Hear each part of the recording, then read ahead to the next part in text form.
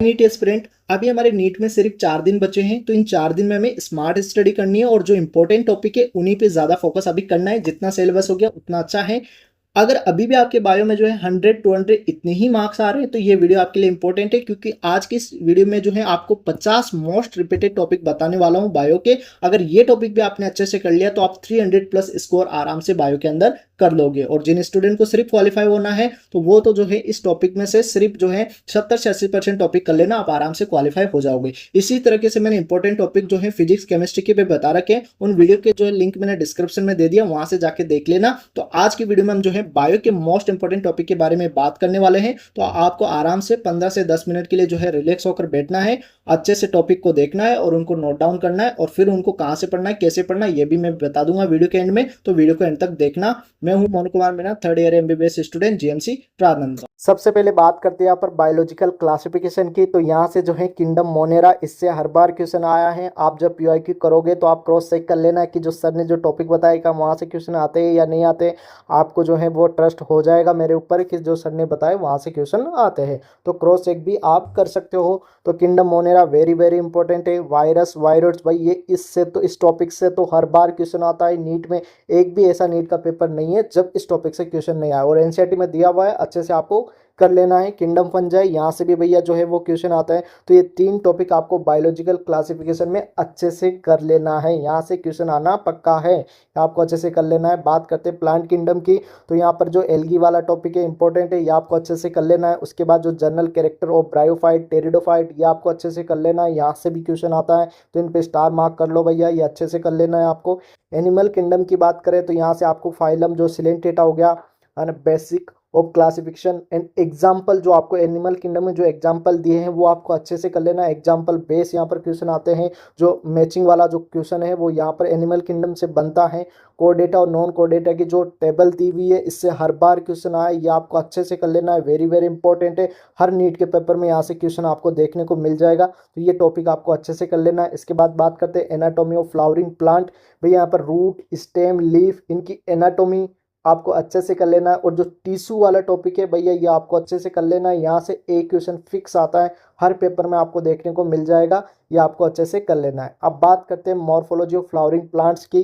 तो यहाँ पर मॉर्फोलॉजी के जो जितने भी एग्जाम्पल हैं, जैसे रूट स्टेम लीव्स एंड इनके मॉडिफिकेशन, उनके एग्जाम्पल जो दिए हैं एनसीईआरटी में, वो आपको अच्छे से रट लेना है, अच्छे से याद कर लेना है। उसके बाद जो फैमिली ऑफ फ्लावरिंग प्लांट है, उनके एग्जाम्पल आपको अच्छे से कर लेना है। फ्लावर सीड्स, ये सारे जो टॉपिक है उनको अच्छे से कर लेना है।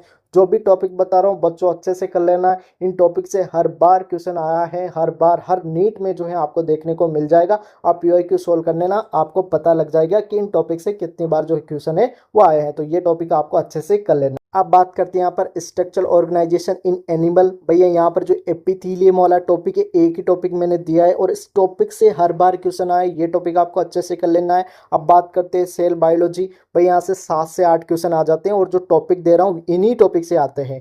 जो ये प्रोफेज फर्स्ट है ना भैया, इसी टॉपिक से तो 2-3 क्वेश्चन इसी टॉपिक से आ जाता है, तो ये प्रोफेज फर्स्ट अच्छे से कर लेना आपको। माइकोप्लाज्मा अच्छे से कर लेना है, न्यूक्लियस अच्छे से कर लेना है, क्रोमोसोम अच्छे से कर लेना है, यहाँ से भी हर बार क्वेश्चन आया है। राइबोसोम अच्छे से कर लेना है, क्लोरोप्लास्ट आपको अच्छे से कर लेना है, माइटोकॉन्ड्रिया आपको अच्छे से कर लेना है, माइटोसिस में जो इंटरफेज है वो आपको अच्छे से कर लेना है। बहुत बार जो है यहाँ से 1 से 2 क्वेश्चन आए हैं, ये टॉपिक आपको अच्छे से कर लेना है। मियोसिस में भैया प्रोफेज फर्स्ट, इससे पक्का क्वेश्चन आता है, इससे कभी कभी 2-3 क्वेश्चन भी इसी टॉपिक से पूछे हैं, तो ये आपको अच्छे से कर लेना है। अगर अभी तक आपने ये टॉपिक अच्छे से नहीं किए तो इन टॉपिकों को पहले अच्छे से करो, बाद में करना, और टॉपिक पहले ये करो। इसके बाद बात करते हैं बायोमोलिक्यूल। भैया बायोमोलिक्यूल में 2 से 3 क्वेश्चन आते हैं, और उसमें से जो 1-2 क्वेश्चन जो फिक्स है वो एंजाइम से ही आते हैं, तो ये एंजाइम वाला जो टॉपिक है ये अच्छे से कर लो, यहाँ से पक्का है 100% श्योर है यहाँ से क्वेश्चन आएगा, तो ये आपको अच्छे से कर लेना है। एंजाइम बायोमोलिक्यूल्स में और टॉपिक करो या नहीं करो, ये एंजाइम वाला कर लेना है। अब बात करते हैं यहाँ पर प्लांट फिजियोलॉजी। तो C3 C4 साइकिल भैया अच्छे से कर लेना है, क्रेंज एनाटोमी अच्छे से कर लेनी है, लाइट एंड डार्क रिएक्शन वाला टॉपिक अच्छे से कर लेना है, यहाँ से क्वेश्चन आते हैं।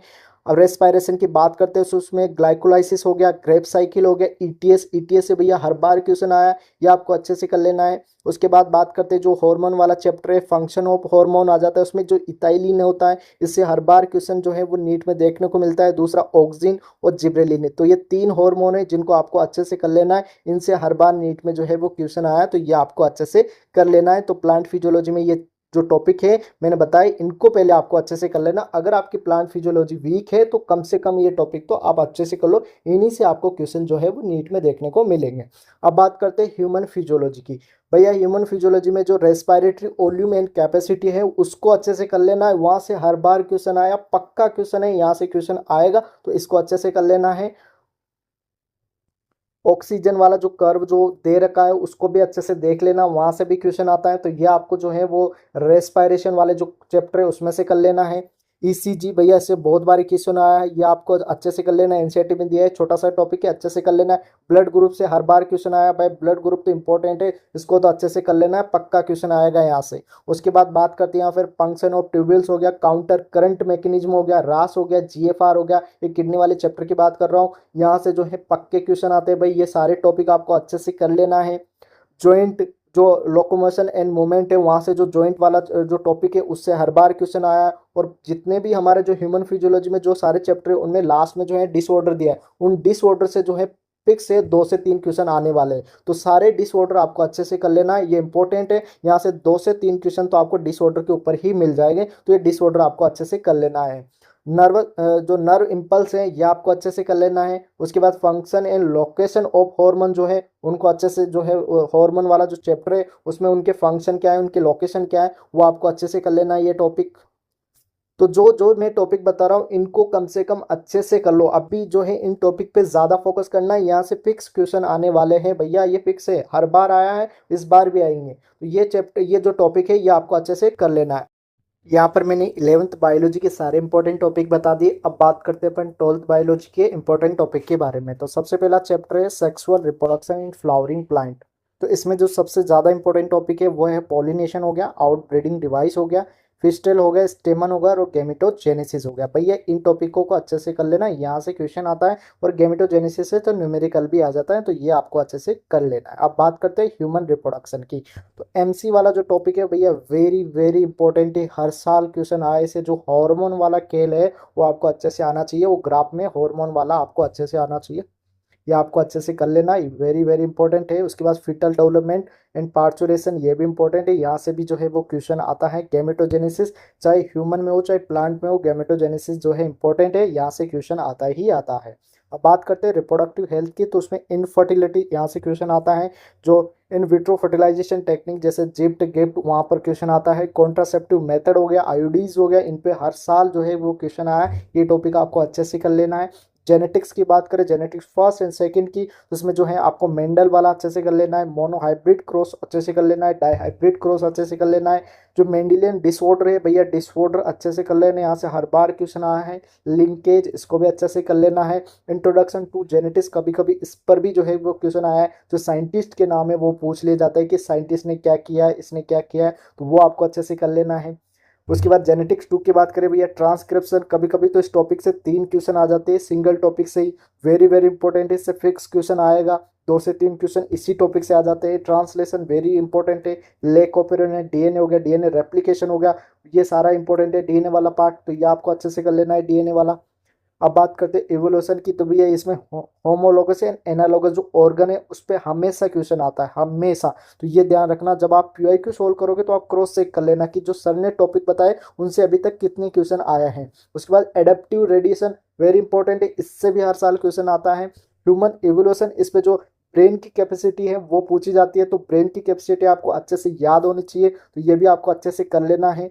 बायोटेक्नोलॉजी की बात करें भैया, इस चैप्टर से 6 से 7 क्वेश्चन आ जाते हैं, उसमें भी जो टॉपिक बता रहा हूँ उनसे ही अधिकतर जो है क्वेश्चन आते हैं, जैसे रेस्ट्रिक्शन एंजाइम हो गया, टूल्स हो गया, एंजाइम्स, वेक्टर, ये इंपॉर्टेंट है, इनको अच्छे से कर लेना है। पीसीआर वेरी वेरी इंपॉर्टेंट, इसकी जो 3 स्टेप है वो हर बार पूछी जाती है, ये आपको अच्छे से कर लेना। जेल इलेक्ट्रोफोरेसिस, ये भी आपको अच्छे से कर लेना है, वेरी इंपॉर्टेंट है।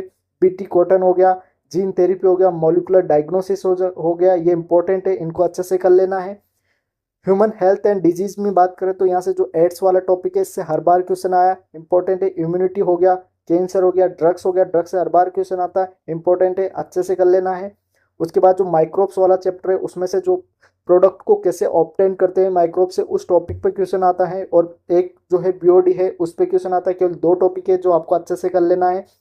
बात करते हैं हमारे लास्ट चैप्टर इकोलॉजी के बारे में, तो यहाँ से जो प्रोडक्टिविटी है यहाँ से क्वेश्चन आता है, हर बार क्वेश्चन आया। इकोलॉजिकल जो पिरामिड है यहाँ से भी क्वेश्चन आता है।